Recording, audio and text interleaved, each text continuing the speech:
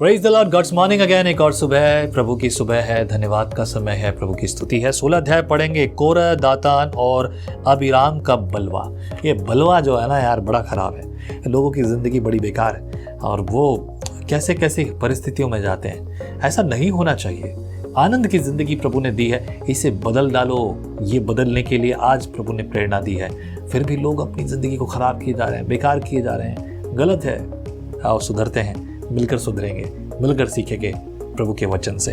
16 अध्याय पहले वचन में लिखा है, कोरह जो लेवी का परपोता, कहात का पोता और यहासिर का पुत्र था, वह एलियाब के पुत्र दातान और अबीराम और पेतेल का पुत्र के पुत्र ओन, इन तीनों रूबेनियों से मिलकर मंडली में 250 प्रधान जो सभासद और नामी थे, उनको संग लिया और वे मूसा और हारून के विरुद्ध उठ खड़े हुए और उनसे कहने लगे, तुमने ये बहुत किया, अब बस करो, क्योंकि सारी मंडली का एक एक मनुष्य पवित्र है और यहोवा उनके मध्य में रहता है। इसलिए तुम यहोवा की मंडली में ऊंचे पद वाले क्यों बन बैठे हो?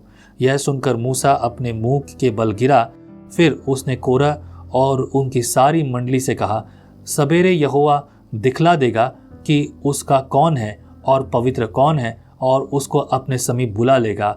उसको वह आप चुन लेगा, उसी को अपने समीप बुला भी लेगा। इसलिए हे कोरह, तुम अपनी सारी मंडली समेत यह करो, अर्थात अपना अपना धूप दान ठीक करो और कल उसमें आग रखकर यहोवा के सामने धूप देना।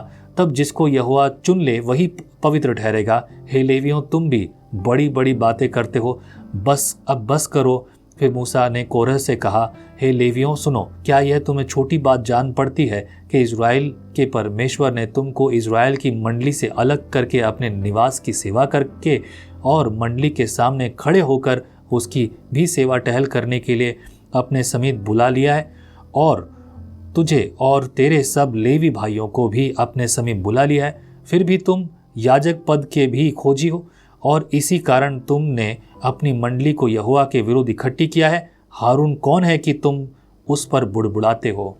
देखो, ये बातें कुछ है ना, कुछ लोग खड़े हो जाते हैं, वो अपने आप को बहुत होशियार समझने लगते हैं, आज्ञा में रहना पसंद नहीं करते।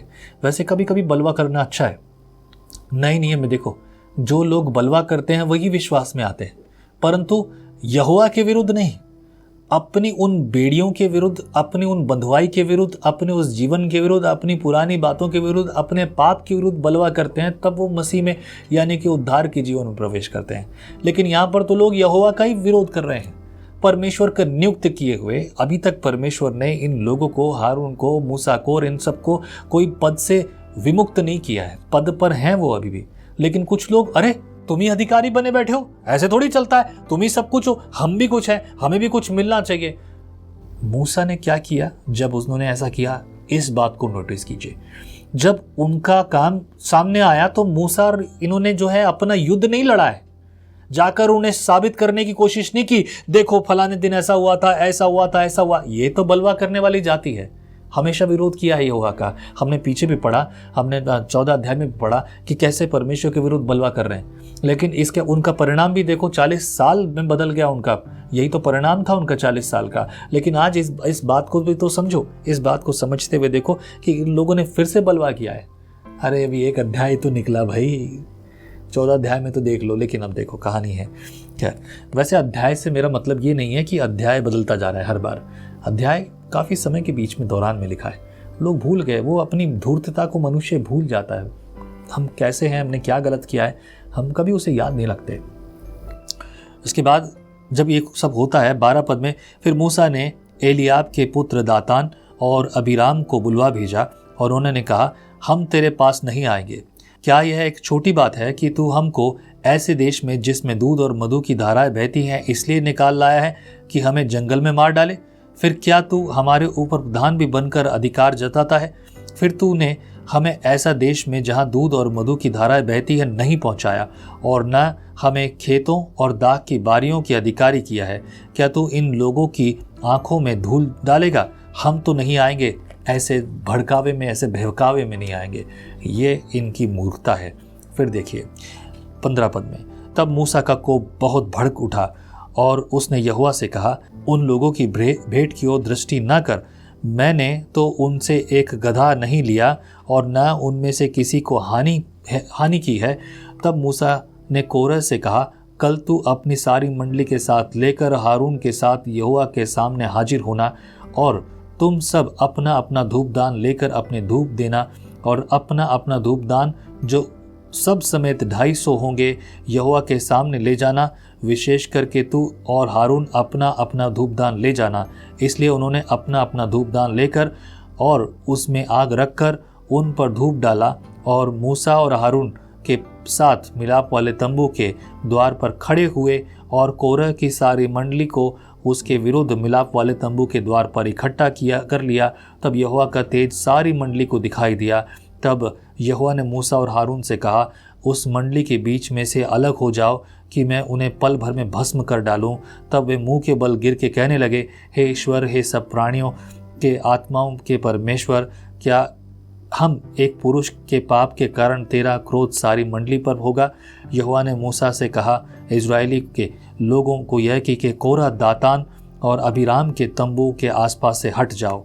परमेश्वर ने जो कहा, अभी ये बात देखो कितनी भयानक है। उनके बीच में से निकलो, एक बार बाहर निकलो, और अब देखो मैं सबको एक पल भर में भस्म कर दूंगा।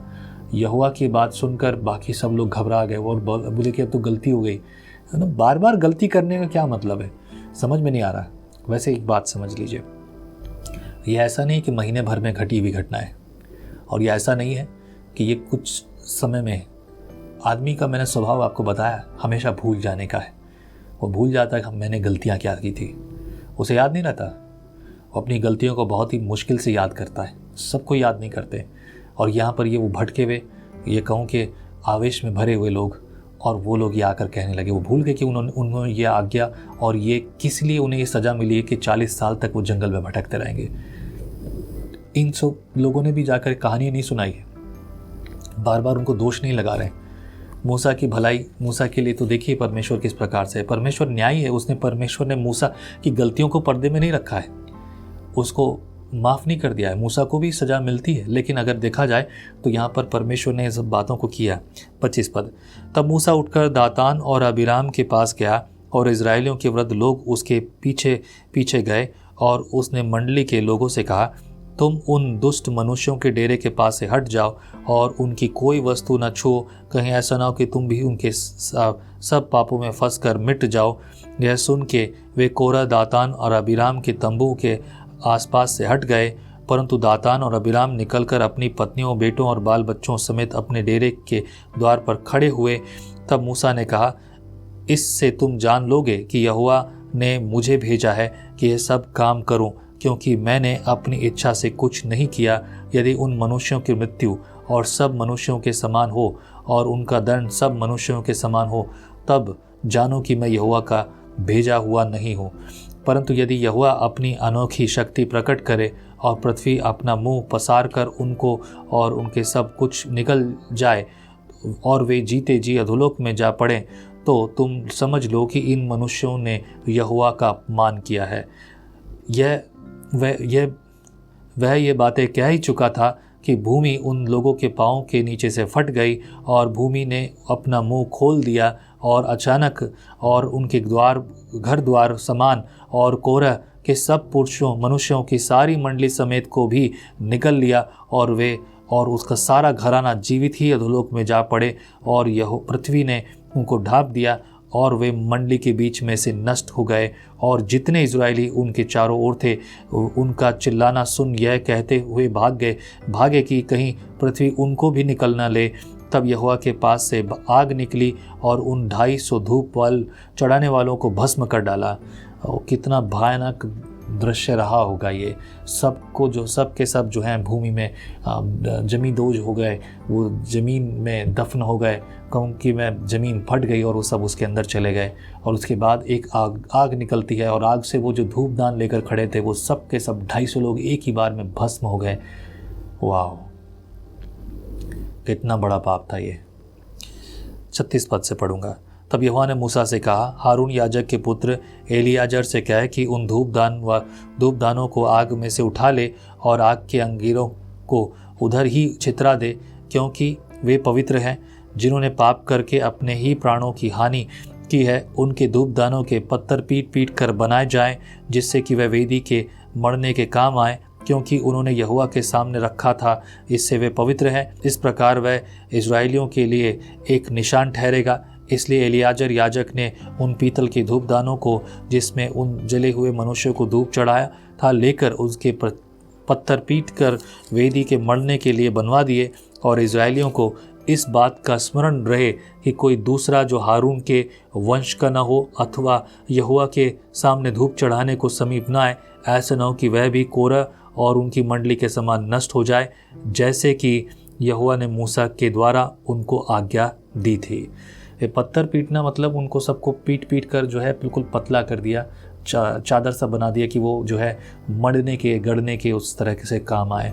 उनको पिघला कर अलग तरीके से काम में ले लिया, क्योंकि वो सब भस्म हो गए थे और वो उनका शेप बिगड़ गया था आग के कारण, और अब उसे दूसरे तरीके से इस्तेमाल किया जाना था, वो पवित्र ठहरे। वेल, यहोवा ने ये सब बातें दी हैं। इतना भयानक विनाश, इट्स रियली हार्ड। यहोवा किसी को नहीं बख्शेगा मेरे प्रियो, न्याय सबका होगा। इससे पहले कि हम ऐसी परिस्थितियों में गिरें, हम धूर्तता ना करें, उसे निराश ना करें, उसका विरोध ना करें, वो करें जो वो चाहता है। 41 वर्ष से इजराइलियों की में महामारी। दूसरे दिन इजराइलियों की सारी मंडली यह कहकर मूसा और हारून पर बुड़बुड़ाने लगी। अब देखो, फिर भी सुधरे नहीं है। आगे सुधरेंगे क्या? आगे भी गलती करेंगे क्या? हाँ, करेंगे, ज़रूर करेंगे, ये तो स्वभाव में ही है। लेकिन फिर भी यहोवा के हाथ को देखना ज़रूरी है कि प्रभु परमेश्वर किस प्रकार से भलाई करता है। 41 दूसरे दिन इजराइलियों की सारी मंडली यह कहकर मूसा और हारून पर बुड़बुड़ाने लगी कि यहोवा की प्रजा को तुमने मार डाला है। अब ये क्या गलती है? सीधी बातें भी समझ नहीं आ रही, दूसरे दिन ही बुड़बुड़ाने लगे। और जब मंडली के लोग मूसा और हारून के विरुद्ध इकट्ठे हो रहे थे, तब उन्होंने मिलाप वाले तंबू की ओर दृष्टि की और देखा कि बादल ने उसे छा लिया है और यहोवा का तेज दिखाई दे रहा है। तब मूसा और हारून मिलाप वाले तंबू के सामने आए। तब यहोवा ने मूसा और हारून से कहा, तुम उस मंडली के लोगों के बीच में से हट जाओ कि मैं उन्हें पल भर में भस्म कर डालूं। तब वे मुंह के बल गिर पड़े। और मूसा ने हारून से कहा, धूपदान को लेकर उसमें वेदी पर से आग रखकर उस पर धूप डाल, मंडली के पास फुर्ती से जाकर उसके लिए प्रायश्चित कर, क्योंकि यहोवा का कोप अत्यंत भड़का है और मरी फैलने लगी है। मूसा की आज्ञा के अनुसार हारून धूपदान लेकर मंडली के बीच में दौड़ गया, और यह देखकर कि लोगों में मरी फैलने लगी है, उसने धूप जलाकर लोगों के लिए प्रायश्चित किया। और वह मुर्दों और जीवितों के मध्य में खड़ा हुआ। तब मरी थम गई, और जो कोरह के संग भागी होकर मर गए थे, उन्हें छोड़ जो लोग इस मरी में मर गए, वे 14,700 थे।